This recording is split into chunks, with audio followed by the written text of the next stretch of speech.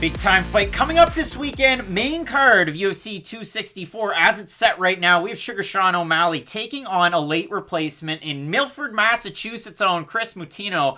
And Matt, when I look at this fight, it's a really interesting one. It was originally supposed to be Louis Smolka and O'Malley. Smolka out due to a staph infection. So in on just over a week's notice, we have a guy coming out of a big gym, I would say, in Regiment Training Center's own Kris Moutinho. And I say that because, one of his head coaches, Jorge Rivera, a guy who beefed with Michael Bisping. Did Bisping spit on him in his corner? Yeah. Maybe, and he probably shouldn't have done that. But now Rivera has coached the fighter representing New England here. And while the record might not be all that sexy at 9-4, I look more so at the losses and the quality of opponent on the record. You look at it for Moutinho, and he has a win over Damon Blackshear, a guy who really has been there and done some things. He also has quality fights against Tony Gravely and Johnny Campbell, his last two losses. Now, are they the greatest of loss? Well, Tony Gravely beat him in the championship rounds, and listen, that's just going to happen. And Johnny Campbell finished him, but Johnny Campbell also beat Henry Corrales in his last fight. Maybe not the greatest record from Johnny Campbell, but that win means something. For Kris, he picked up really big wins 8 months ago against Ashik Ajim with CES, who was 3-0 at the time, finished him. Finished Andrew Salas, who was 6-5 at the time, just a month and a day ago. And if you go back and watch that fight, man, it is a lot of fun. They strike back and forth, and Moutinho puts it on Salas. But Salas was like a Justin Gaethje, Homer Simpson, where he just continued to eat the damage until he got him to the mat. He submits him. Very big win. Punching his ticket to the UFC on incredibly short notice. And this is a guy that I've seen train in the past, or I've seen on the Instagrams with a Mitch Raposo, who you might know from The Ultimate Fighter.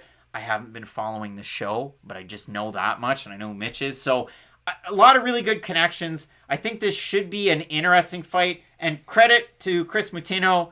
He's going to wear UFC trunks and make a walk to the octagon, something you and I will never... Well, you might, but I definitely won't. So, do you think you will? No, and that's fine. But this is my big problem with this fight. People like to look at the UFC and say it's not like boxing at all. It's nothing like boxing. It's nothing like boxing. Why is Sean O'Malley not fighting Ricky Simone? Why is he not fighting Brian Kelleher? Why is he not fighting Cody Stamann? There's a lot of guys in this division and in featherweight, anywhere between 135 to 145 pounds basically, who have all raised their hands saying, hey, give me 5 days and I will fight Sean O'Malley. But the UFC said, nope, that's well and dandy. We want this guy fighting a guy. And this is no discredit to Kris, but you're not Ricky Simone. Like, the reason Sean O'Malley isn't fighting one of those guys is because they don't want him to lose. And listen, I don't think it's Sean O'Malley is the one who doesn't want to fight those guys. I'm sure if it was up to O'Malley, he would fight Simone. He would fight Kelleher. But the UFC sees a potential star in him. And sometimes you have to protect the fighter from themselves. That's why people say they want judges or refs to throw in the corner or to throw in the towel and have an early stoppage is better than a late stoppage. Because if you let it be up to the fighter, Sean O'Malley would fight Petr Yan tomorrow if he could, I'm sure. But again, the UFC sees dollar signs with him, and the more he wins, and the more that they can put cameras in front of his face and microphones in front of his face, the more money the UFC is going to generate because of Sean O'Malley. I'm just going to leave it at this. Sean O'Malley's going to win this fight because the UFC wants him to win this fight.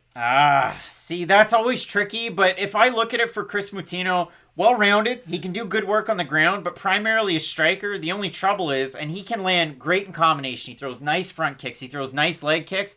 He might just be a step slow against Sean O'Malley, who can also incorporate the grappling if he really does need to. I know you might not see as many submission wins on O'Malley's record as there are knockouts, but you know that that's the thing that he's working on so much with Tim Welch. I'd really like to see it in a fight, but maybe this isn't the one that you try and showcase it. If you want to see a disgusting knockout, go to Sean O'Malley's last fight when he fought Thomas Almeida on a full camp and just beat him pillar to post. You had high hopes for Almeida. The poor old referee, one of 11 herbs and spices, decided that we needed one extra shot. Well, bam! So in this fight, I look at the odds, Matt. O'Malley open to minus 500 favorite. He's a minus 822 right now. For Kris Moutinho, open to plus 375. He's a plus 536. I'm sure the Topology votes aren't close. Boom goes the dynamite. 906 total votes.